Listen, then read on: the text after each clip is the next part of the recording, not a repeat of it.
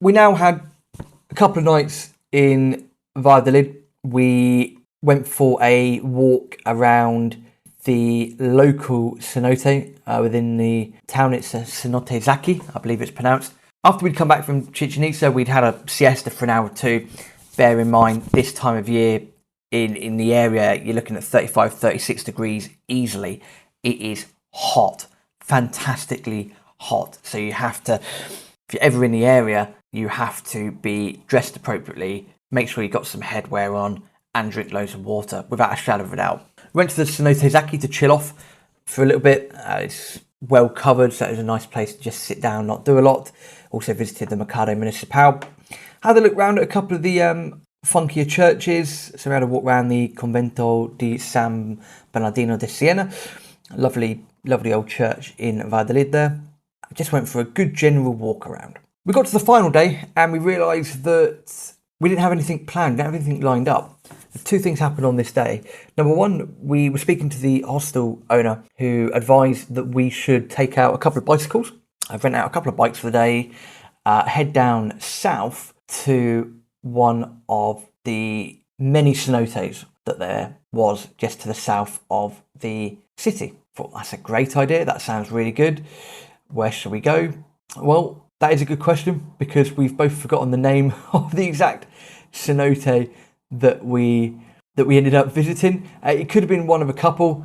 It could have been the Cenote Samal. It could have been the Cenotes Zitnup, I think that's how you pronounce it, or the Cenote Sheken. Chances are it's probably the Hacienda Osman Cenote.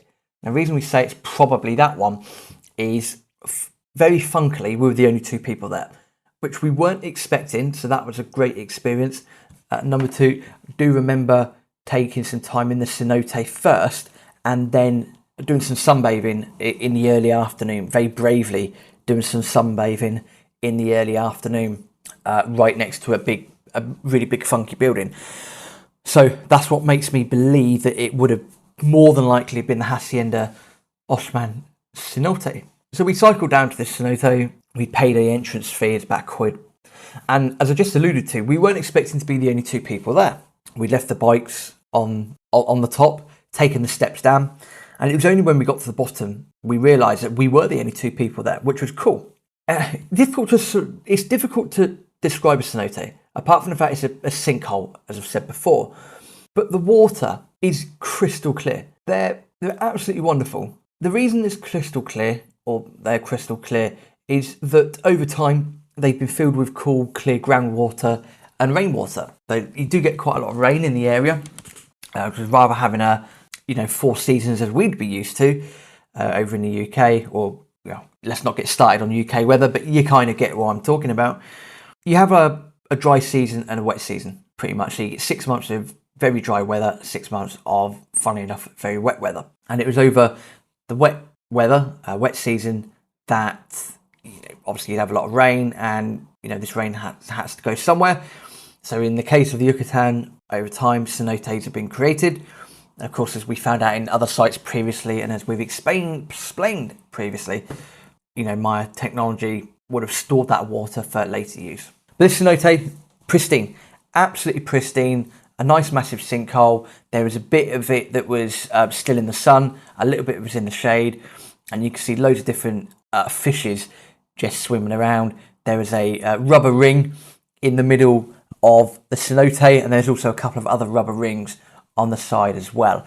Reason for that was that really in the cenote you don't do a lot of swimming or anything, you just relax, chill out basically. And there was also a rope swing that you could go off and fly into the cenote. Surprise to hear that yours truly toe-dipped his way into the cenote. I wasn't planning on going in, I have to say, but then remembered the Galapagos, remember what Jess said, and also Aaron, after he jumped in, was saying, Rob, you got to get in, you're in a cenote, let's have some fun. It's just enjoy it, man. You don't want to come all the way here and then not go in a cenote. So I toe-dipped and I was just sat in the rubber ring basically for most of my time in there, just enjoying watching the fish swim around in the sun. You got your sunglasses on. It's absolutely great experience. Of course, remembering that Aaron and I are the only people in the cenote, so we're not getting hassled by kids, so you're not getting hassled by anyone else. Absolutely delightful. Of course, Aaron being Aaron, a bit more adventurous than I am, he had gone straight down to the rope swing and pretty much flew into the cenote. He was swimming up and down, having the laugh as well. And it was just a really cool experience. More so the fact that we're the only two people there. I think if we weren't the only two people there, it wouldn't have been as fun. It just wouldn't have been as fun if there was more people there. We've done some sunbathing in the afternoon and then cycled our way back into town, into Valladolid. And we decided to get some food in the evening. We went to the local market just off the main plaza and we were feeling a bit peckish, feeling a bit hungry. So we ordered a big plate of food. Now we got into this market and there wasn't a menu del dia. That's a shame. But there's different platters that you could try. So we both ordered a platter.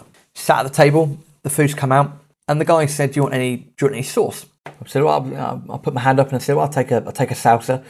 So I knew I had to eat the red stuff because it wouldn't be as hot as the green stuff. So I took a salsa. Aaron had noticed that there was a yellow sauce in the fridge, so he asked for the yellow sauce, and the guy said, "Yep, that's fine." He said, "Not an issue." Gave Aaron the yellow sauce. We've got this nice big platter of food, predominantly like various different types of meats, and then also almost like a very large milkshake to go with it as well. Fantastic. Now, the yellow sauce. Aaron opened the yellow sauce up, thought we'd have a smell. Again, we were still laughing about Palenque and, the shenanigans that happened there. So Aaron opened the yellow sauce up, asked me if I wanted some. I smelt it. It smelt of lemons. No word of lie. It pretty much smelt like Sif. It smelt of lemons, but I thought against it. The guy had said that, it's un poquito picante. It's a little hot. I neglected the yellow sauce, decided against it, didn't think it'd be a good idea. Last time I'd had really, really, really hot food. My stomach doesn't deal too well with it. Not for me. So Aaron's poured a little bit of this yellow sauce on the plate. Not a ridiculous amount, won't lie, not a ridiculous amount. But he's poured a little bit on his plate. We've taken the first bite of food. He's dipped his chicken or whatever it was into the yellow sauce and eaten it. And he's gone quiet. Now, I'm Hank Marvin, so my head is pretty much in my food. I'm eating away.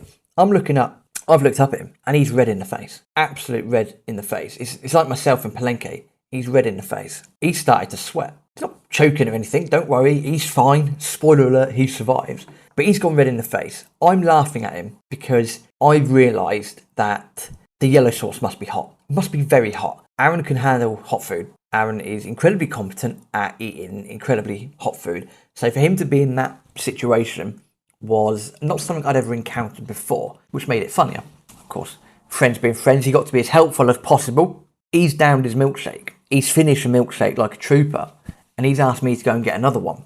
So I've dashed off to the counter to get another one because he looks like he's struggling here. He is sweating. He's saying that whatever I'm drinking is not sorting this out. This is hot. It's like a volcano erupting. And I've spoken to the guy behind the counter and I said, "What is that yellow sauce?" And he said something along the lines of, "Oh, it's another habanero sauce, but it's like the hottest habaneros in the region, so it's an incredibly hot sauce." So I'm surprised that you took it. Not many people take it. That pretty much says everything you need to know about that. I brought the milkshake back. Aaron's pretty much down that milkshake as well, and he's starting to cool down a little bit. But I mean, I've never seen him sweat so much, and I think he might be crying from the pain. I'm just crying with laughter. I'm pretty much on the floor at this stage. I'm not much use, as any good friend is. I'm not much use in this situation. I'm gone. I'm on the floor laughing. So always be careful of your sauces. Aaron had his time laughing at myself in Palenque with the green sauce, the habanero sauce, and then this time I'd had great delight in him cocking up on the famous yellow sauce at this marketplace in Valladolid. In all fairness, and I hold my hands up to this, having smelt the sauce, it did smell of lemons. It smelt of Sif. I have no idea on God's green earth how it was meant to be that hot, in all honesty. So got to hold my hands up, got to defend here and say, not sure how the hell that happened. Very, very bizarre. But yes, the famous yellow sauce. If you ever get offered yellow sauce in the Yucatan, do not take it unless you can handle incredibly, incredibly hot food. Good times and good fun. And that was a good way to end our last evening. That was pretty much the I say last evening of freedom, that wasn't the case. We got to the stage where we were really looking forward to meeting up with a couple of friends and my brother the following day. We knew that our travelling time had come to an end. The next few weeks would be pretty much a lads blowout in Cancun, as with many people that go to Cancun, and that's where we're going to pick up the story. We're not going to go into 2 weeks of everything we got up to in Cancun, but there were a couple of funky stories that need to be shared and that will make you laugh. So we will wrap up our wonderful time in South and Central America next week by chatting Cancun. Hasta luego.